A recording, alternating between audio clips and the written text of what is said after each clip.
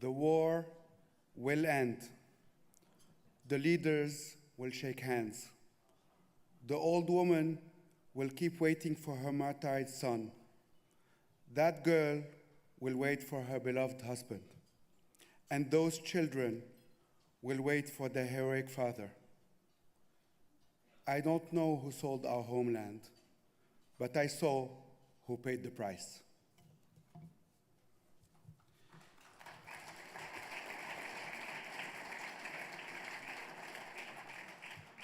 I cannot find stronger words to picture what Lebanon and the Lebanese people are going through than this quote from author and poet Mahmoud Darwish. Excellencies, dear friends from RMF, tonight I will not talk about how we have been dragged once again against our will into a war that is not ours, or about who is selling our homeland and using it once again as a battlefield for others. Nor will I engage in the necessity of building an independent, democratic, free, and truly sovereign Lebanon, a Lebanon of peace and prosperity, not war, with a strong state that detains the exclusivity of arms and controls its borders and enforces the rule of law over its territory. This is an existential political battle that we are committed to and that we all owe to the generations that came before us and to those that will come after, so that they will not have to live once again the hardship imposed on us. Khalas in Lebanese.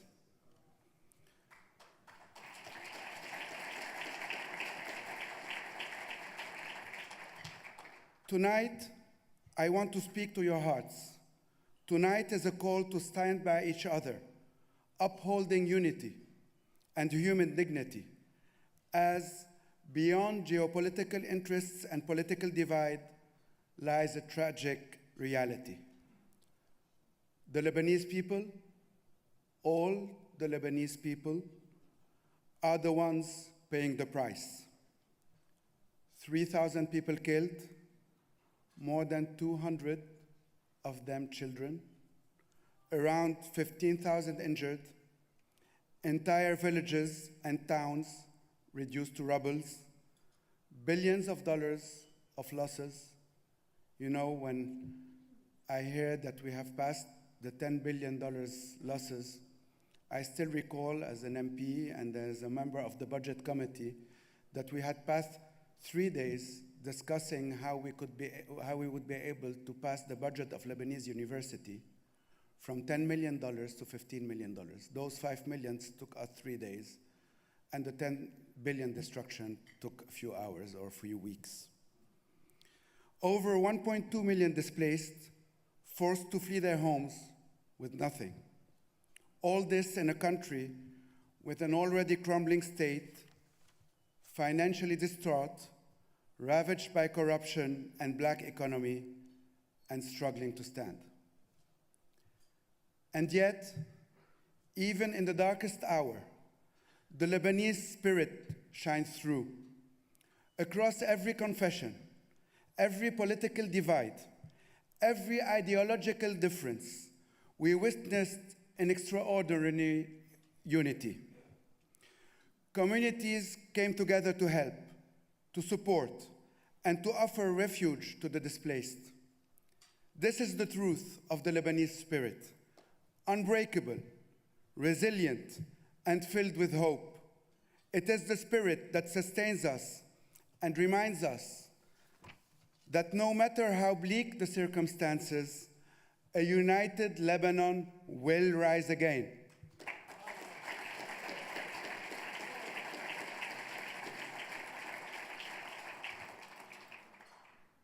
RMF stands as a testament to that hope.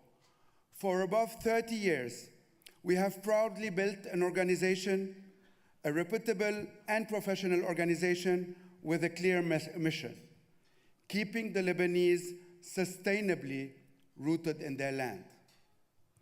An organization that works all over Lebanon, from Akkar in the north to Nabatieh in the south, from Beirut to the Bekaa, and that has broken all the barriers of political, geographic, and confessional affiliations to cater for the human being in Lebanon and their dignity. An organization that has demonstrated compliance and transparency, and most importantly, that you can trust. RMF has become a main partner to you, the diaspora, but also to tens of international institutional donors and INGOs, USAID, Andrew, thank you for being amongst us, UN institutions, World Bank, the EU, GIZ, the Kingdom of the Netherlands, just to name a few. Through these partnerships, we have made a difference in every village, in every community, directly benefiting 200,000 Lebanese only in 2023.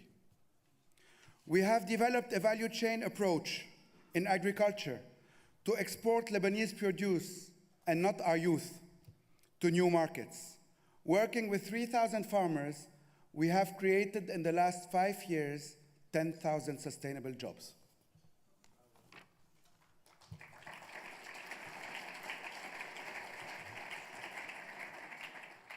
We have sustained livelihoods in underprivileged areas, working with municipalities.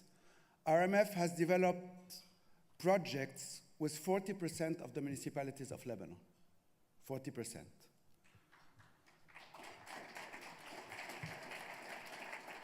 As well as with local communities and SMEs by fostering local and circular economies. We have also worked with these rural municipalities on renewable energy and water and sanitation infrastructure to keep their communities rooted in their land. We have fought child labor and gave a new chance to children through alphabetization, school support, non-formal education, and technical education. Though our motto is to teach people how to fish rather than giving them a fish, unfortunately, what Lebanon has gone through in the last few years, from the financial meltdown to the war we are going through, without forgetting the Beirut port explosion, all this has pushed us to ask for your support to upgrade our humanitarian services and develop a relief response. Thanks to your support, we have leveraged our already existing medical infrastructure and launched in 2022 the Medchronic program to offer much needed medical services and monthly chronic medication to almost 4,000 patients. Thanks to you and Medchronic, we are now working with US relief organizations like Project Hope, Muslim Aid, and MAP International to ship to Lebanese hospitals medication and medical disposables in exchange for them offering hospitalization support to patients in need. We are looking that in 2025, RMF will be able to support hospitalization for about 10% of the Ministry of Health capacity.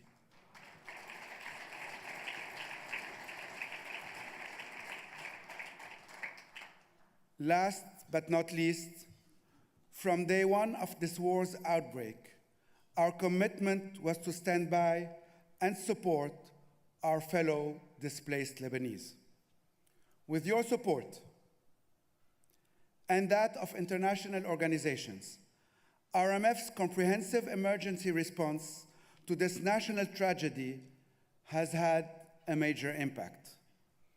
We are sustainably supporting more than 10,000 people in more than 52 collective shelters. So for you to understand, out of the million or 1.2 million Lebanese displaced, there are around 20%, that means between 200 and 250,000, going to collective shelters. Out of those 200,000, RMF alone is sustainably supporting 10,000 and comprehensively supporting 10,000, 5% alone.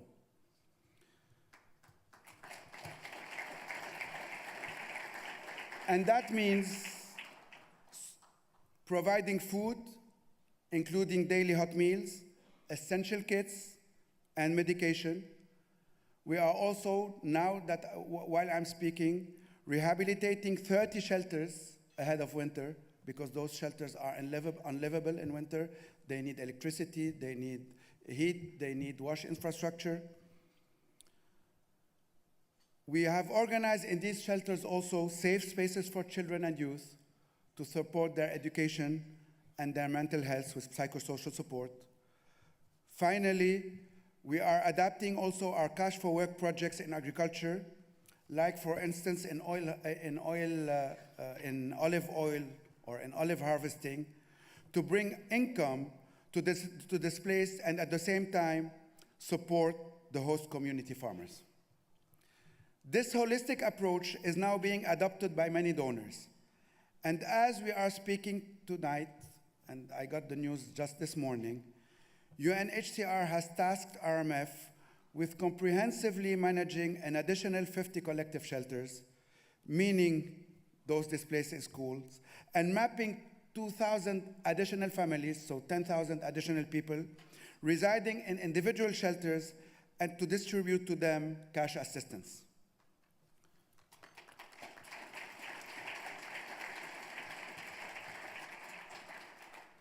Tonight, more than ever, we affirm our unwavering commitment to our land, to our people, and to our communities, to the children, to the mothers, to the fathers. All of them deserve better. As I conclude, allow me to extend my heartfelt gratitude to all our supporters, our generous donors, each one of you who made the journey to be here tonight, and those who could not make it.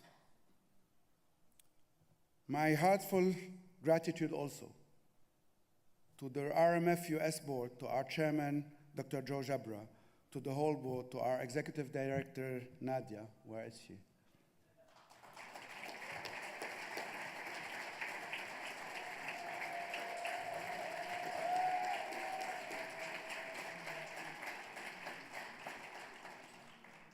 To our MC, we're opening green cards for Zgarta.